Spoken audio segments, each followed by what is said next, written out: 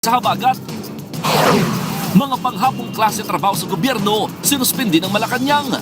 Mga lugar na mag-aanunsyo ng walang pasok bukas, abangan. La Mesa Dam, umapaw na.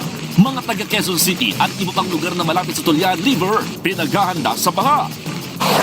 Hindi pa man humuhupa ang habagat, dalawang low pressure area posibleng maging kambal na bagyo. Aalamin natin ang latest sa weather expert ng News 5. Sa ibang balita, foreigner sa Pampanga sa kulungan ng bagsak matapos magpakita ng ari.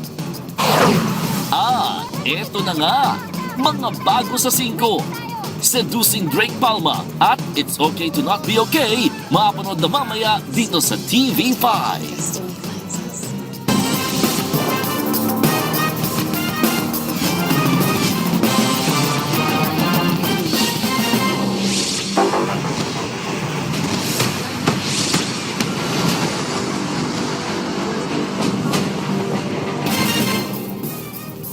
Maulan ngayong araw at baha sa maraming lugar sa bansa. Hagupit yan ng habagat. Nakabantay sa frontline ng buong puwersa ng News 5. Live si Marian Enriquez sa Commonwealth Avenue sa Quezon City kung saan maraming commuter ang stranded. Patuloy namang nakamonitor sa Marikina River si Ivan Tarinque. Bibigyan din tayo ng update ni Camille Samonte mula naman sa Maynila. Nasa Cagayan naman si Mon Gualvez, habang nasa Laguna si Dave Abuel kung saan abot hita na raw ang baha. Alamin din natin ang latest sa sitwasyon sa Batangas kasama si Rainiel Pawid. Si Gary De Leo naman ang sumuong sa Rizal para sa update. At makakasama din natin dito sa TV5 Media Center ang ating resident meteorologist na si Alvin Pura. Alamin natin mamaya ang latest sa habagat at sa dalawang low pressure area na posibleng maging kambal na bagyo.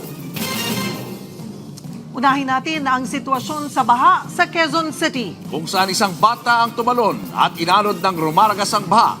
Live mula sa Litex, nasa frontline ng balitang yan si Marian Enriquez. Marian, kumusta ang traffic dyan ngayon? Baha pa rin ba? Cheryl, Julius, tuloy-tuloy pa rin nga. Dito nga buhos, malakas na ulan. Dito nga sa kinatatayuan natin, sa Litex, Commonwealth. At dahil nga riyan, ilang bahagi ng Quezon City ang naapektuhan ng matinding pagbaha. Sa kasagsagan ng malakas na ulan, tumatakbo ang batang yan sa gilid ng rumaragasang baha sa Barangay Batasan Hills, Quezon City. Nang biglang nag-dive ang bata sa ginagawang kalsada at inanod ng tubig.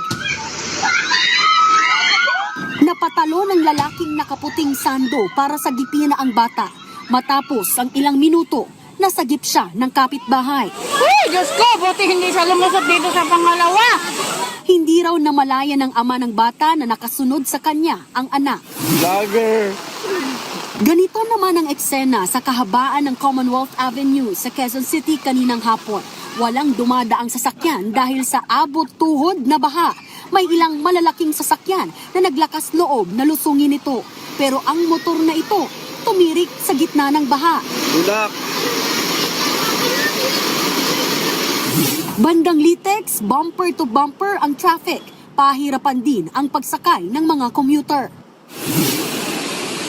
Sa West Fairview High School, maaabutan na ng rumaragasang tubig ang bubong ng entrance ng paaralan. Stranded tuloy ang ilang estudyante kaninang umaga dahil sa hanggang bewang na taas ng baha. Ganyan din ang sitwasyon sa Dahlia Avenue.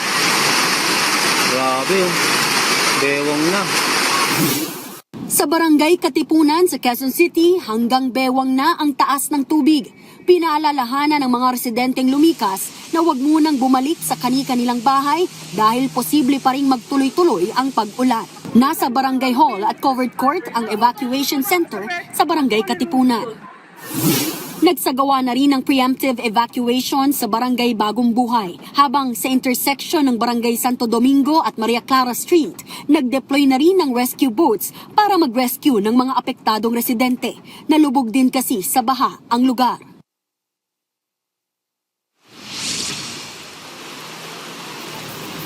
Cheryl, Julius, sa mga oras nga na ito ay marami pa rin mga commuter yung pahirap ang kahanap ng masasakyan pa uwi. Yan kahit alas 4 nga ay lumuwag na yung dami na traffic dito. Sa kinatatayuan natin sa Leytes Commonwealth, madalang na yung dating ng bus, jeep at UP.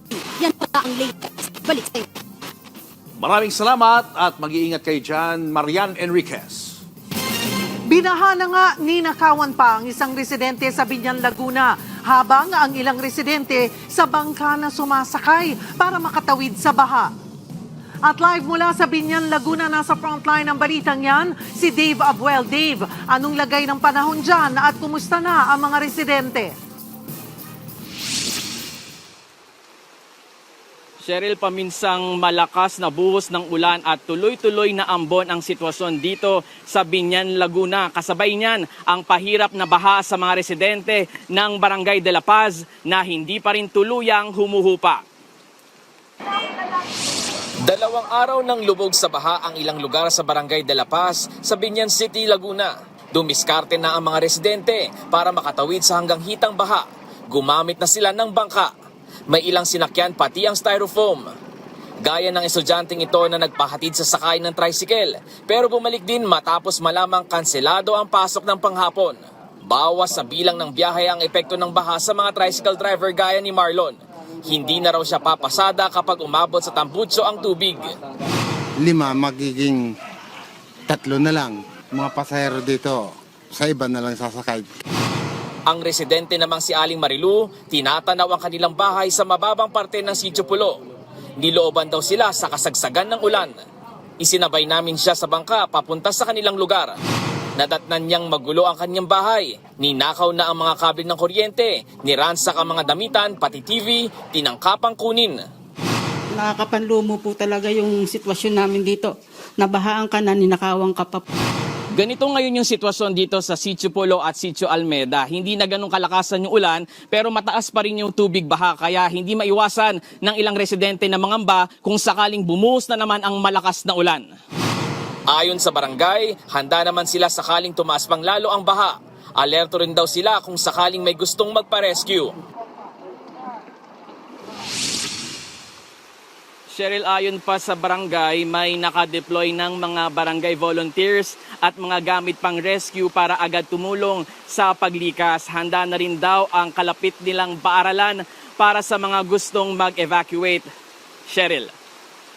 Maraming salamat at mag-iingat kayo dyan, Dave Abuel. Susunod, level ng tubig sa Marikina River umabot na sa 2nd alarma. Preemptive evacuation pinatupad na. Ilang barangay sa Talisay, Batangas, nakaranas ng kabi-kabilang landslide. At 2 low pressure area posibleng maging kambal na bagyo. Abangan ang lahat ng yan sa pagbabalik ng Frontline Pilipinas.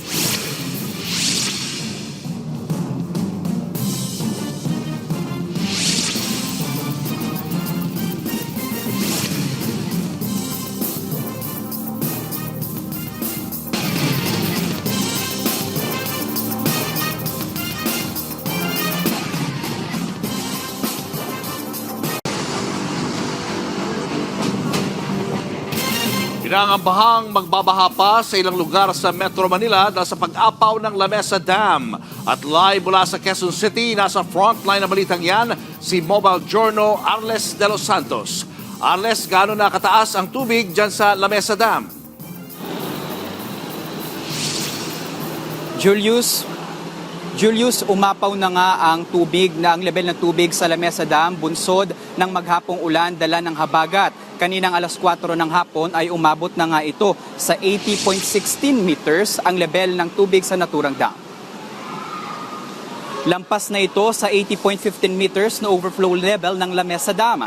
Dahil dyan, inabisuhan na ang mga residenteng malapit sa Tulyahan River na lumikas. Diyan kasi dadaloy ang tubig na umapaw mula sa Lamesa Dam. Kabilang sa mga lugar na pinaghahanda ay Quezon City, Valenzuela City, Caloocan City, Malabon City at Navotas. Sa Calvary Hills naman, dito pa rin sa Quezon City, isang binata ang nawawala matapos maligo sa creek. Pauwi na raw sana ang binatang si Philton Batistis nang yayain ng mga kaibigan na maligo sa creek. Kumuha pa sila ng 2 galon ng tubig na magsisilbing salbabida sana nila. Pero lumakas ang buhos ng ulan. kaya inanod ng tubig si Batistis. Sinubukan siyang isalba ng kaibigan pero bumitaw raw ito at tuluyang inanod. Nangangamba tuloy ang mga magulang ni Batistis dahil hindi raw marunong lumangoy ang binata. Malalim din ang mismong creek at sa ngayon ay patuloy ang paghahanap sa binata.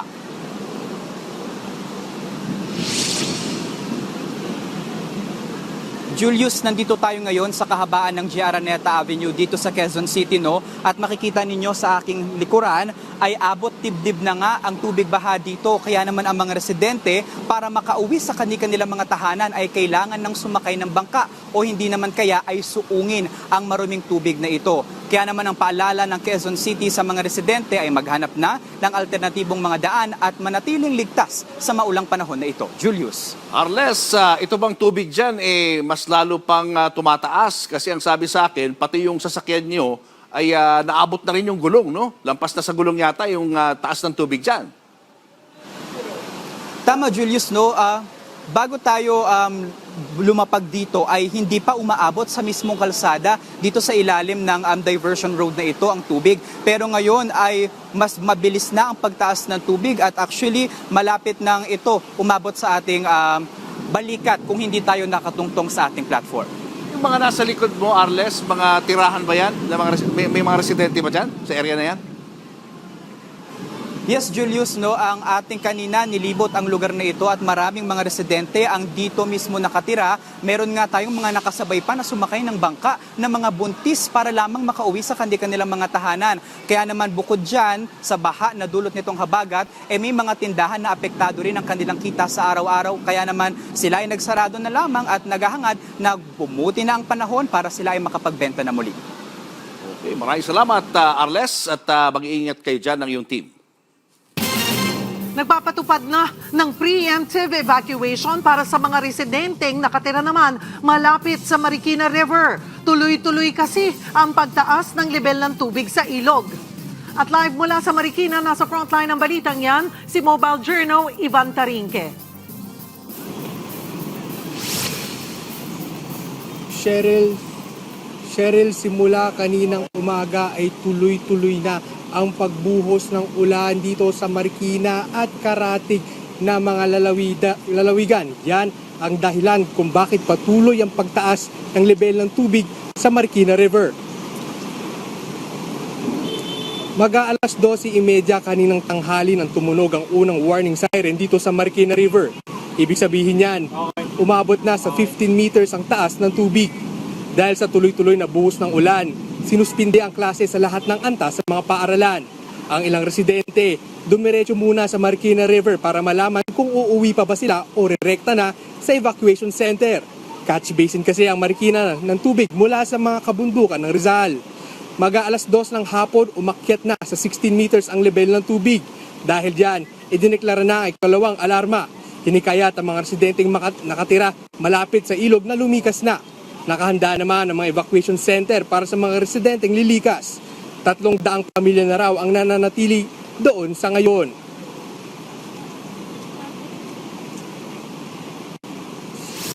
Cheryl, sa mga oras na ito, nasa almost 17 meters na ang taas ng level ng tubig dito sa Marikina River. Nasa second alarm pa rin yan at preemptive evacuation pa rin ang ipinapatupad ng Marikina LGU. Pag umabot naman ito ng 18 meters, magkakaroon naman ng sapalitang paglikas o forced evacuation na ang gagawin ng LGU. Cheryl? Yan ang ulat ni Mobile Journal Ivan Tarinque mula sa Marikina. Susunod, ang kapatid na lunod sa Cagayan River sa kasagsagan ng ulan. At ang kwento ng mga pa-fall sa pilot episode mamaya ng Seducing Drake Palma. Yan at iba pa sa pagbabalik ng Frontline Pilipinas.